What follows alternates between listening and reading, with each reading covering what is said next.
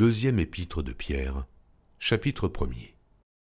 Simon Pierre, serviteur et apôtre de Jésus-Christ, à ceux qui ont reçu en partage une foi du même prix que la nôtre, par la justice de notre Dieu et du Sauveur Jésus-Christ. Que la grâce et la paix vous soient multipliées par la connaissance de Dieu et de Jésus notre Seigneur.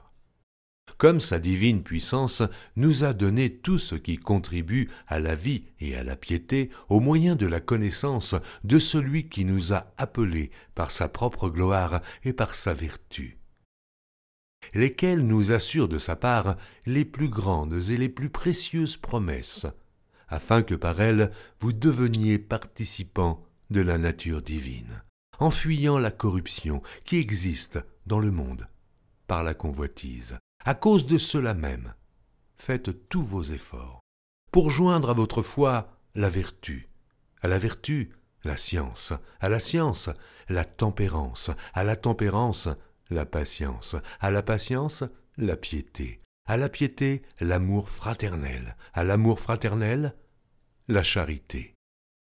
Car si ces choses sont en vous, et y sont avec abondance, elles ne vous laisseront point oisifs ni stériles, pour la connaissance de notre Seigneur Jésus-Christ. Mais celui en qui ces choses ne sont point est aveugle. Il ne voit pas de loin, et il a mis en oubli la purification de ses anciens péchés. C'est pourquoi, frères, appliquez-vous d'autant plus à affermir votre vocation et votre élection, car en faisant cela, vous ne broncherez jamais.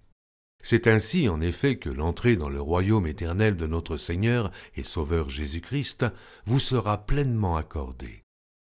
Voilà pourquoi je prendrai soin de vous rappeler ces choses, bien que vous les sachiez et que vous soyez affermis dans la vérité présente.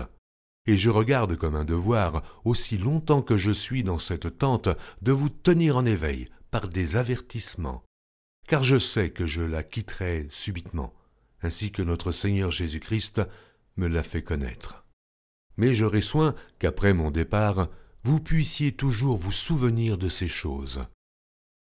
Ce n'est pas, en effet, en suivant des fables habilement conçues, que nous vous avons fait connaître la puissance et l'avènement de notre Seigneur Jésus-Christ, mais c'est comme ayant vu sa majesté de nos propres yeux.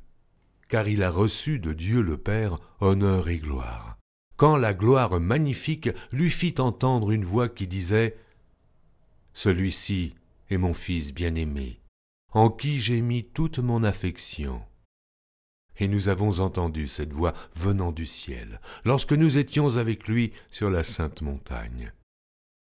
Et nous tenons pour d'autant plus certaine la parole prophétique, à laquelle vous faites bien de prêter attention, comme à une lampe qui brille dans un lieu obscur, jusqu'à ce que le jour vienne apparaître et que l'étoile du matin se lève dans vos cœurs.